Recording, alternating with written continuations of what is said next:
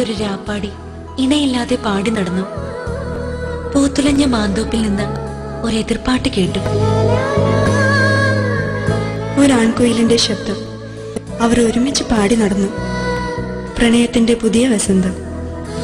ഒരിക്കൽ ആൺകിളി ചോദിച്ചു, എന്റെ പ്രണയോപഹാരമായി നിനക്ക് എന്താണ് വേണ്ടത്? ഒരു ചെമ്പനീർ പൂവിനോടുള്ള ഇഷ്ടം പെൺകുയിൽ പ്രകടിപ്പിച്ചു. ആൺകിളി പറന്നു നടന്നു. പക്ഷേ എങ്ങും ചുവന്ന പനിനീർ മാത്രം കണ്ടില്ല. ഒടുവിൽ വെളുത്ത മഞ്ഞ് പോലുള്ള പനിനീർ തോട്ടത്തിലേക്ക് ആൺകിളി പറന്നിറങ്ങി.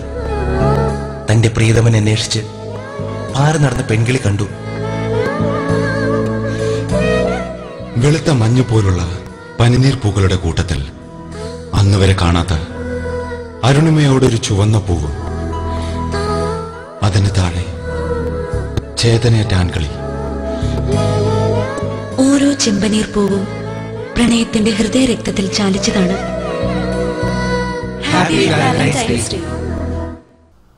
പ്രണയം ഒരു സുഖമുള്ള നൊമ്പരമാണ്. വർഷകാലത്തിന്റെ തീവ്രതയിൽ ഋതുക്കൾ എരിഞ്ഞു തുടങ്ങിയ ദിനങ്ങളിൽ കണ്ടുമുട്ടിയ ആളാണ് താൻ. പ്രണയമെന്ന അനശ്വര സങ്കല്പത്തെ ആരാലും നശിപ്പിക്കാനാവില്ല. മഴവില്ല് പോലെ ക്ഷണികവും വർഷം പോലെ തീഷ്ണവും പ്രകൃതി പോലെ നിഗൂഢതയും നിറഞ്ഞതാണ് പ്രണയം. പ്രപഞ്ചത്തിന്റെ ഹൃദ്യമായ അനുഭവങ്ങൾ മാറ്റത്തിന്റെ ഉജ്ജ്വലതയെ നശിപ്പിക്കുകയില്ല. തേനിലും മധുബാഷ്പത്തിലും കണ്ണീരാൽ സ്നേഹം രേഖപ്പെടുത്തിയ ഒരുപാട് പ്രണയങ്ങൾ ഉണ്ടായിട്ടുണ്ട്. മഞ്ഞുകാലം എത്ര മധുര സ്വപ്നങ്ങളുടെ കൂടാരമാണെന്നോ.